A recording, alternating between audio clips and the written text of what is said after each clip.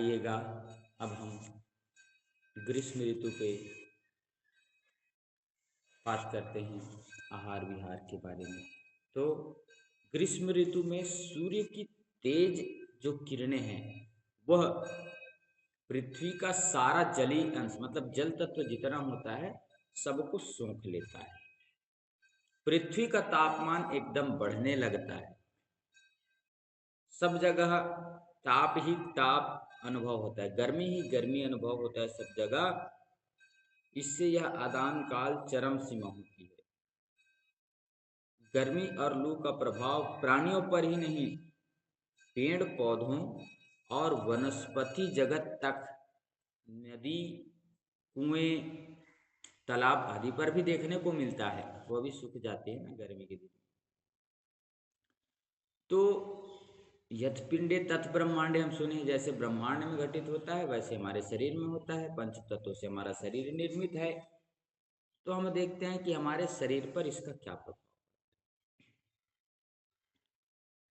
शरीर को स्वस्थ, बलशाली और सुडौल बनाए रखने के लिए स्निग्ध मतलब चिकनाई युक्त चीजें और सौम्यता की आवश्यकता होती है, क्योंकि इस ऋतु में दोनों का प्रभाव है। शरीर भी वनस्पति की तरह सूखने लगता है। शरीर को रस, रक्त आदि सातों धातुओं क्षीणे क्षीण होने मतलब कम होने लगता है। रस, रक्त, मांस, मेद, अस्थि, मज्जा, शुक्र, जो सात धातुएं हमें पुष्ट करती हैं वह क्षीण होने लगती है। दुर्बलता आ जाती है शरीर में, आलस्य आ जाता है शरीर में, अधिक मात्रा में पसीना निकलता है, प्यास अधिक लगती है। बहुत अधिक जल पीने से आंतों में पाया जाने वाला अम्ल जल में घुलकर कम हो जाता है। अत्यधिक ज्यादा पानी पीने से वह अम्ल जो है घुल जाता है। इससे जीवाणुओं का संक्रमण शीघ्र हो जाता है और वमन, उल्टी लगना, दस्त लगना, पेचिश आदि होना की संभावना हो जाती है, क्योंकि वह अम्ल एसिड जो है वो कम हो जाता है। शरीर में पित्त दोष बढ़ जाता है। पित्त मतलब गर्मी, आप समझते हैं, शरीर में गर्मी हो जाना, प्यास अधिक लगेगी, जलन होगी, खुजली होगी, ज्वर बुखार रहेगा, सिर का दर्द होगा, चक्कर आएगा, नाक आदि से खून भी निकल जाता है जिसको नक्सीर आदि कहते हैं। तो ये गर्मी के कारण होता है। तो इसमें क्या करना चाहिए? पथ्य आहार क्या लेना चाहिए? हल्की चीजें लेनी चाहिए। ज्यादा गरिष्ठ चीजें अब बंद करना है, ज्यादा एकदम ज्यादा स्प्राइटी, हाँ, तली भुनी चीजें बहुत कम करना है। गर्मी का दिन लग गया, हल्का सुपाच्य भोजन लेना है, चिकना लेना है, मधुर रस युक्त लेना, हल्का मीठे चीज का उपयोग हो, सुपाच्य हो, जल्दी पच सके, शीतल और तरल पदार्थ हो, पेय पदार्थ ज्यादा हो इस समय, इसका हमें ध्यान रखना है। घड़े में रखा ठंडा पानी पिए। चीनी, घी, दूध व मट्ठे का सेवन करना चाहिए। स्निग्धता लाना है ना, शरीर सूख जाता है। सूखे चीज को ठीक करने के लिए क्या उसमें हम ग्रीसिंग ऑयलिंग करते हैं ना, जैसे हमारे दुकान का शटर है या घर के दरवाजे का ग्रिल है, वो सूख जाता है तो उसमें ग्रीसिंग करते हैं ना। तो इसलिए इस मौसम में घी खाने की आवश्यकता होती है। शरीर में घी खाया जाता है। घी शुद्ध होता हो बहुत अच्छा है। शुद्ध घी का उपयोग हमें अवश्य करना चाहिए। दही में थोड़ा पानी डाल करके उसको मट्ठा की तरह बना करके, हल्का खांड आदि डाल करके, शुद्ध शक्कर डाल करके बगैर रिफाइंड वाला वो ले सकते हैं। प्रातः दोपहर भोजन के बाद हम ले सकते हैं। छाछ मट्ठा आदि को रात में नहीं लेना है। पुराने जो जौ हैं, जौ बहुत अच्छा होता है, एक आध दिन जौ पे हम चर्चा करेंगे। बहुत ही अच्छा पौष्टिक होता है जौ है। सब्जियों में चौलाई ले सकते हैं, चौलाई है, करेला ले सकते हैं, बथुआ की भाजी ले सकते हैं, परवल की सब्जी ले सकते हैं, पके टमाटर ले सकते हैं, छिलके सहित आलू ले सकते हैं, कच्चा केला ले सकते हैं सब्जी के लिए, मुनगा, सहजन, ड्रम स्टिक जिसको अंग्रेजी में कहते हैं उसको ले सकते हैं। प्याज का सेवन तो आप सभी जानते हैं, प्याज का सेवन करना चाहिए। सफ़ेद पेठा जिसको हम लोग रखिया कहते हैं उसका भी जल, उसका रस निकाल करके लेने से शरीर पे डिटॉक्स होता है। पुदीने के पत्ते का रस, उसकी चटनी लेने चाहिए। नींबू है। दालों में छिलका रहित मूंग दाल है, अरहर दाल है, मसूर की दाल है, ये लेना चाहिए। फलों में तरबूज या खरबूजा,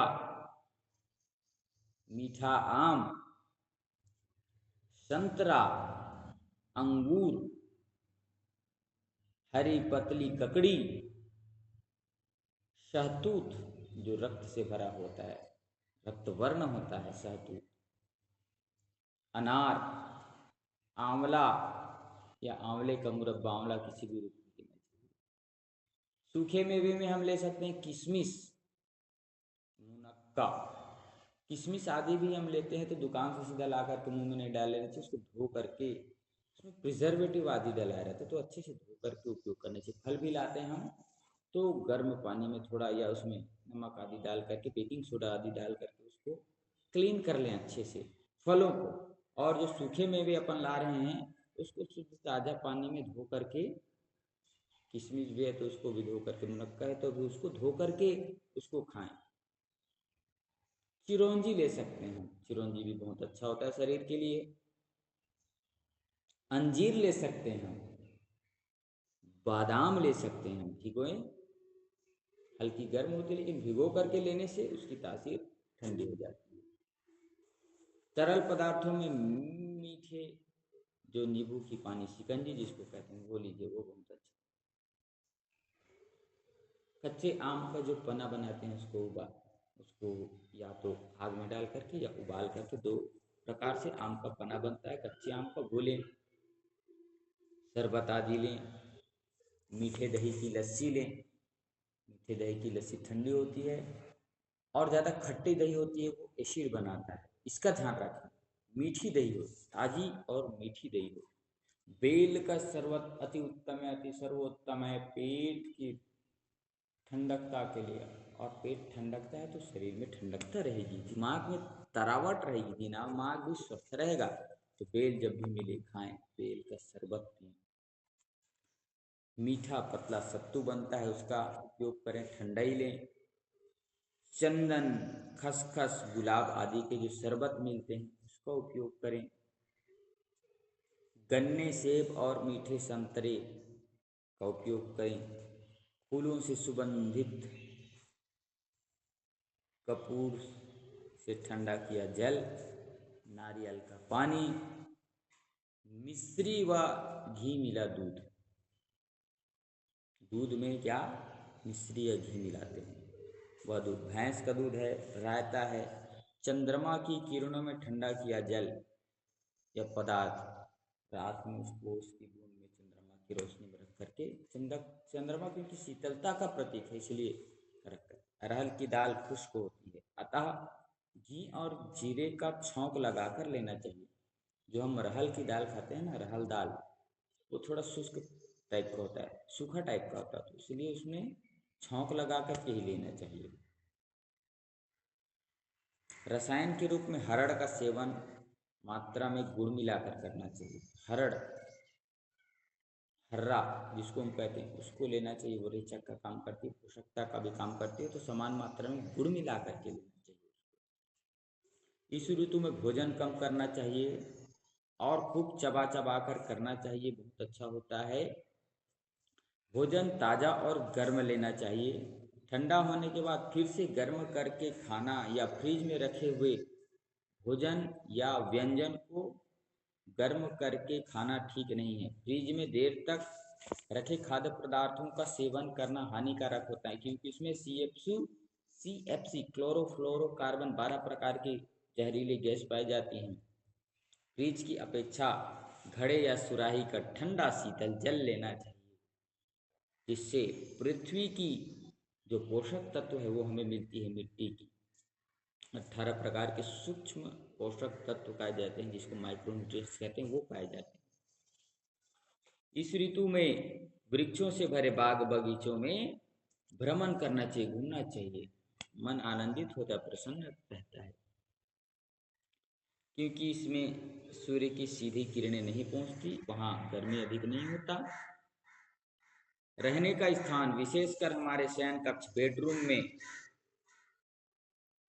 पंखे हैं, कूलर हैं इत्यादि से ठंडा करना चाहिए। ज़्यादा एसी की आदत नहीं बनाना चाहिए, लेकिन मौसम देख करके कर सके। 1-2 घंटा चला करके उसको बंद करके कूलर पंखे पे शिफ्ट हो जाए तो बहुत अच्छा। ताज़ी हवा, चंद्रमा की रोशनी आनी चाहिए रूम पे। आराम कुर्सी आदि पर बैठकर ठंडी हवा सेवन कर सकते हैं, आराम बैठ करके मन को, चित्त को शांत करके, मोबाइल आदि से दूर होकर के भगवान के सन्निधि में भगवान के शरणागति होकर के लेटे हैं, बढ़िया आनंद के साथ, आराम के साथ। आसरा इस जहाँ का मिले ना मिले, मुझे तेरा सहारा सदा चाहिए, ऐसे भाव। देखिए इसमें शरीर पे, या देखिए ज़्यादा ठंडकता के लिए ना हमारे यहाँ इस पे केले के पत्ते, कमल के पत्ते बिछाने का भी विधान है बिस्तर पे। सूती व हल्के रंग के कपड़े पहनना चाहिए। बाहर धूप में नहीं घूमना चाहिए यथासंभव। यदि जाना ही पड़े तो पैरों पर अच्छी तरीके से जूते आदि पहन लें, सिर को ढकें, छाता लेकर जाना चाहिए। घर से निकलते समय ठंडा पानी अवश्य लेना चाहिए, पानी पी करके जाना चाहिए।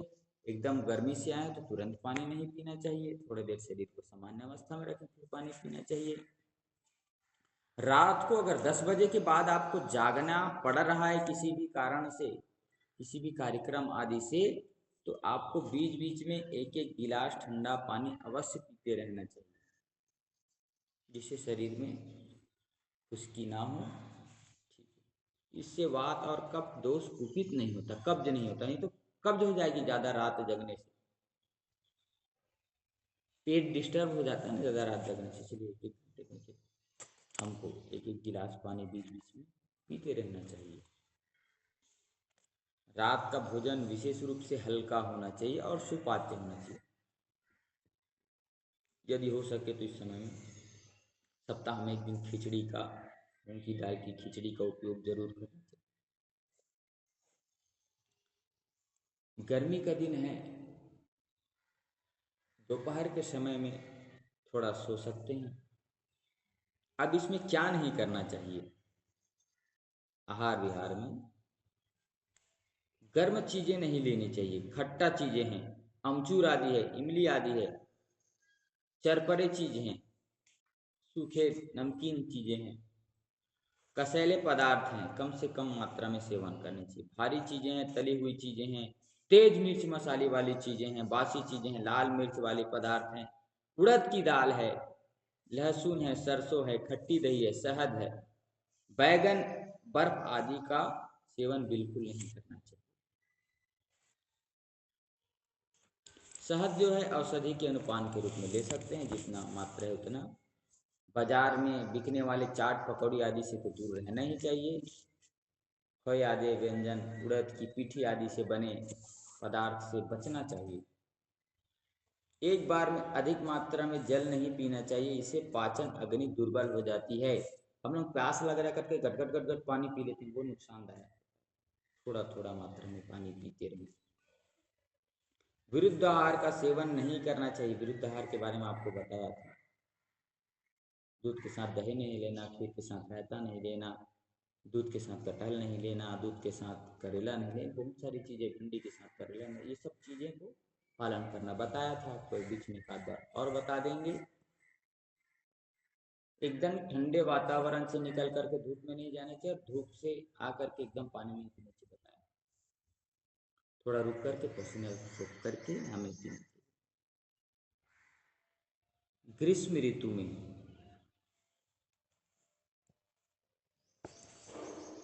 मन को शांत रखने के लिए प्राणायाम करना चाहिए। ज़्यादा हेवी एक्सरसाइज आदि नहीं करना चाहिए। दिन के समय धूप में अधिक नहीं घूमना चाहिए। नंगे सिर नहीं, कुछ ना कुछ सर में या तो गमछा रुमाल रखें या टोपी पहने। मलमूत्र के वेग को धारण नहीं करना चाहिए। यूरिन आदि लग रही है तो उसको जा करके हमें निष्कासन जरूर करना चाहिए। हमें अत्यधिक फास्ट एक्सरसाइज नहीं करनी चाहिए। बताएं, सूक्ष्म अभ्यास करिए, प्राणायाम जितना हो सके करिए, ध्यान जितना हो सके करिए। शरीर को मन को संतुलित रखेगा। शीतली प्राणायाम बहुत अच्छा होता है।